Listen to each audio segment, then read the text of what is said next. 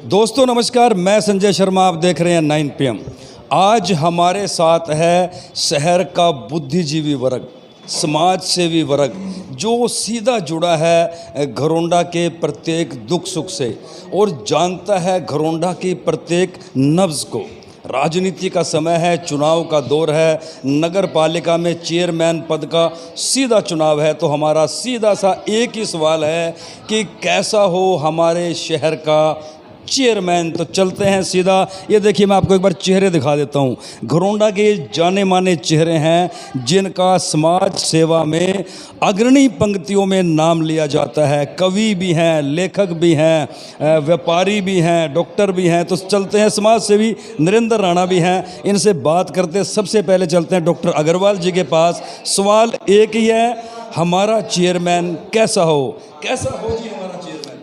शर्मा जी, पहले तो आपको 9 PM को बधाई कि आप सामाजिक मुद्दों को बड़े ज़ोर शोर से, बड़ी गर्मजोशी से उठाते हैं। ये हमारा सौभाग्य है कि आप जैसे लोग मीडिया की सेवा करने के लिए घरोंडा में हैं। तो मैं तो यही कहना चाहूँगा कि चेयरमैन की जहाँ तक बात है, पहली बात तो हरियाणा सरकार को भी बधाई, साधुवाद कि पहली बार वो डायरेक्ट चुनाव चेयरमैन का करा रही है। ये अपने आप में बड़ी बात है, क्योंकि जो लेग पुलिंग, टांग खिंचाई होती है, वो सब वाकिफ़ हैं उससे। तो सीधा आने कहीं ना कहीं भ्रष्टाचार को बढ़ावा मिलता है। डेफिनेटली मिलता है, डेफिनेटली मिलता है। बनने से पहले भी मिलता है, बनने के बाद भी मिलता है। और सत्ता जो है ना, विकेंद्रीकरण सत्ता का हमेशा होना चाहिए, डिसेंट्रलाइजेशन होनी चाहिए। यदि सत्ता सेंटर में भी है तब भी वो तरीके से दूसरे लोगों के पास जाए, नहीं तो विकास के काम बड़े मुश्किल हो जाते हैं उन्हें। तो मेरा तो हमेशा से ये मानना है कि जो भी नुमाइंदा पहली बात तो खड़ा हो, वो अपने आप को सेल्फ एनालाइज करे कि क्या मैं इस काबिल हूँ। मात्र इस बात के लिए सत्ता में आना कि मैं दाएं बाएं से अपने स्वार्थों की पूर्ति कर लूँगा, तो वो तो जस्टिफिकेशन बिल्कुल भी नहीं बनती। ये एक सामाजिक दायित्व है, इसको दायित्व की तरह से ले, रिस्पॉन्सिबिलिटी की तरह से ले। ये पैसा कमाने का, नाम कमाने का, इज्जत कमाने का, शोहरत कमाने का जरिया नहीं है राजनीति। ये सेवा का जरिया है।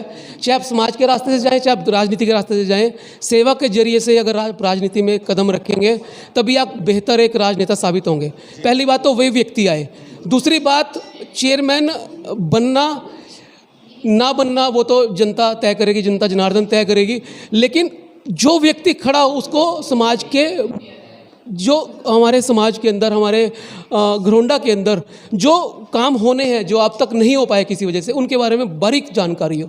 और तीसरी बात, वो देखो अपने बच्चों को तो पशु भी पालता है, पशु पक्षी भी पालते हैं। सामाजिक होना और सेवा करना ये एक्चुअल उद्देश्य है। जैसे मैंने पहले आपको कहा, उसके लिए वही व्यक्ति आ गया है जिसके अंदर दर्द हो, भावना हो। जैसे भारत विकास परिषद है, इसका उद्देश्य क्या है? गरीब और अमीर के बीच के एक पुल का काम करती है, कोई भी संस्था करती है।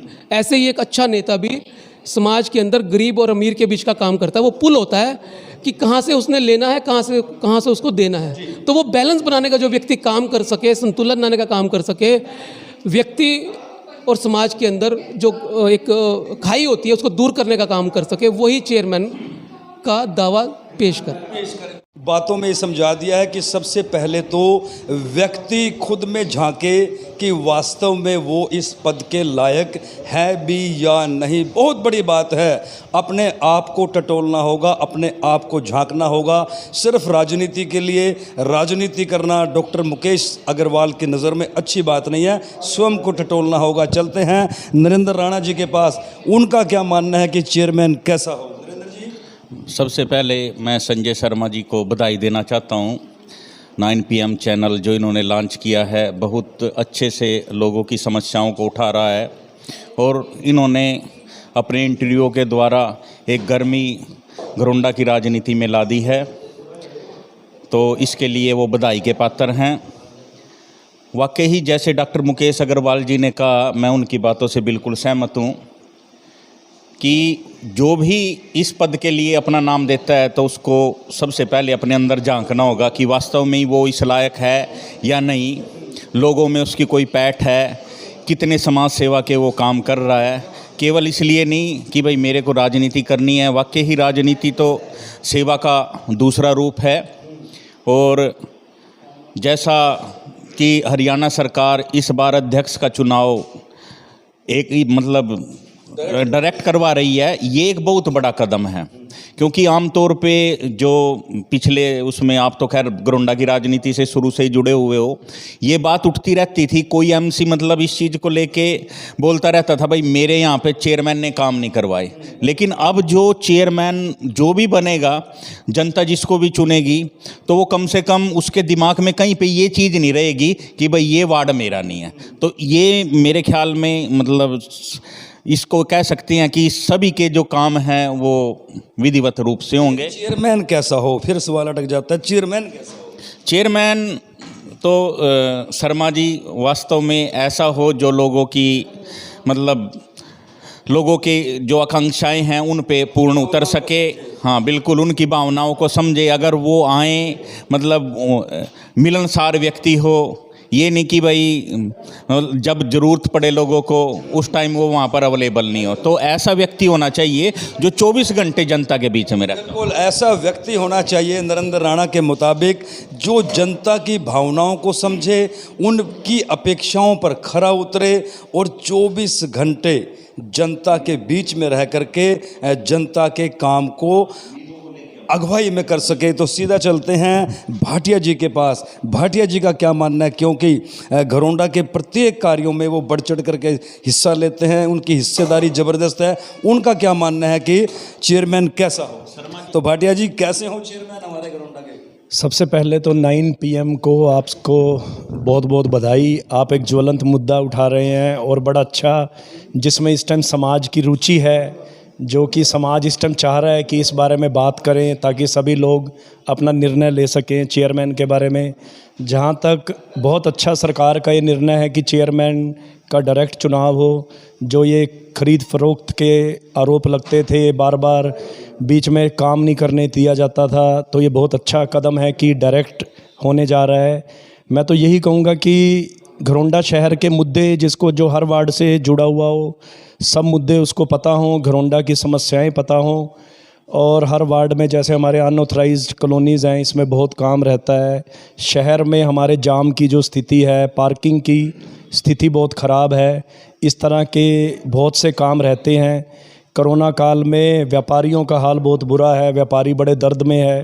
तो कम से कम सरकार से बात करके व्यापारियों का दर्द भी समझें और उन्हें भी राहत प्रदान करें। इस तरह से सरकार, और सबसे बड़ी बात यह है कि सरकार उसे पावर दे, उसका कुछ ऐसा पावर हो कि पता लगे कि विपक्ष से बन गया तो उसके पास पावर नहीं आई और सत्ता पक्ष से बना तो पावर आई। तो पावर का भी खेल है। सरकार को पहले ही स्पष्ट करना चाहिए कि चेयरमैन की क्या पावर रहेंगी, ताकि आने वाले टाइम पे उनका विज़न और काम स्पष्ट रूप से हो। विजन और काम स्पष्ट हो। मैं है राजेश गर्ग जी, समाज सेवा में इनका भी शहर में डंका है। इनसे भी जानते हैं कि हमारा चेयरमैन कैसा हो। कैसा हो गर्ग साहब हमारा चेयरमैन? शर्मा जी, सबसे पहले तो आपके चैनल 9 PM को बहुत बहुत बधाई। चेयरमैन के बारे में जो सुझाव मांगे आप द्वारा कि शहर के लिए चेयरमैन एक अच्छा व्यक्ति, कर्मठ और स्पष्ट, जिसके विचार बिल्कुल स्पष्ट हो। शहर के लिए किसी भी व्यक्ति कोई उनके पास आए तो उनका काम बड़े ही ईमानदारी से, बड़े ही निष्पक्ष भाव से कार्य करे। और जैसे डायरेक्ट चुनाव का मुद्दा सामने आया है, इससे बहुत फ़ायदा मिलेगा। जो MC वगैरह में दिक्कत रहती है, 6 महीने बाद कोई चेयरमैन को गिराना या बनाना, उस समस्या से मुक्ति मिलेगी, जिससे चेयरमैन का हौसला बढ़ेगा, मनोबल बढ़ेगा। और हम चाहते हैं कि शहर के हर जरूरतशील मुद्दे को तेज़ी से उठाए। कोई भी समस्या सामाजिक या सोशल जैसे भी है, उस समस्या पर पूरा ध्यान दे। और चेयरमैन जो भी बनना है अपने काबिलियत के तौर पर, ताकि सभी मुद्दों को उठाकर सभी MC को साथ लेकर व्यापारी को, किसानों को, या फिर किसी भी वार्ड की किसी भी जातीय समुदाय से सभी लोगों से एक मेलजोल बना के कार्य करें। जानते हैं कि उनकी क्या राय है कि चेयरमैन कैसा हो। कैसा हो जी चेयरमैन? सबसे पहले तो शर्मा जी आपको बहुत बहुत बधाई हो 9 PM की। और दूसरा नंबर जो है आप पूछ रहे हो ये भाई चेयरमैन कैसा होना चाहिए। मेरे हिसाब से तो देखो चेयरमैन की क्वालिटीज़ होनी चाहिए। एक तो सरकार ने जो है सबसे बड़ा कार्य किया है ये भाई चेयरमैन के अलग से इलेक्शन करवाए। क्योंकि पहले तो चेयरमैन इसमें से बनता था तो खरीद फरोख्त करके जो भी करके मतलब उससे बनता था। उसमें क्वालिटी नहीं पता लगती थी इसमें। तो अब ये जो है शहर जो इसको चुनेगा तो उससे क्वालिटी पता लगेगी और मेन काम करने में जो भी चेयरमैन बनेगा उसको मज़ा आएगा कि मैं फुल अथॉरिटी के साथ अपना काम कर रहा हूँ और ये जो खरीद फरोख्त वाला काम है ये सब बंद हो जाएगा ये। और शहर में जो है ना उन्नति, चेयरमैन कैसा हो, चेयरमैन कैसा हो, शहर की उन्नति भी होगी और तरक्की भी होगी। चेयरमैन तो ऐसा होना चाहिए जी, कर्मठ कार्यकर्ता होना चाहिए और समाज के प्रति जो है ना उसका पूरा रुझान होना चाहिए और शहर की जितनी भी समस्याएं हैं उनको समझे, उनको समझ के उनका अनुपालन कर निदान करे उनका, मतलब जो भी तो चेयरमैन ऐसा हो जो शहर की प्रत्येक समस्या को ना केवल बारीकी से समझता हो बल्कि उसके समाधान का भी मास्टर प्लान उसके दिमाग में हो, किसी भी वर्ग से उसकी कोई लड़ाई ना हो, सभी वर्गों का चहेता हो और काबिलियत हो उसके अंदर, ऐसा चेयरमैन होना चाहिए हमारे घरौंडा शहर का। शहर के चेयरमैन, सबसे पहले तो मैं संजय शर्मा जी का हार्दिक स्वागत करता हूं और चेयरमैन जो है ऐसा होना चाहिए कि जो हमारे शहर का विकास करा सके, सफाई व्यवस्था का, लाइट का। ये नहीं है कि एक ही तरफा एक ही जगह विकास हो रहा है और बाकी पूरा शहर जो है बिना विकास के, मतलब अगर विकास हो तो पूरा 100% विकास होना चाहिए और ऐसे ही चेयरमैन को हम चाहते हैं कि जो सब पूरी 36 बिरादरियों को साथ लेकर शहर का विकास करें। और विकास ऐसा ना हो कि एक ही जगह एक ही मोहल्ले में विकास हो तो पूरे शहर में हो, ऐसा होना चाहिए हमारा चेयरमैन। कैसा हो हमारा चेयरमैन?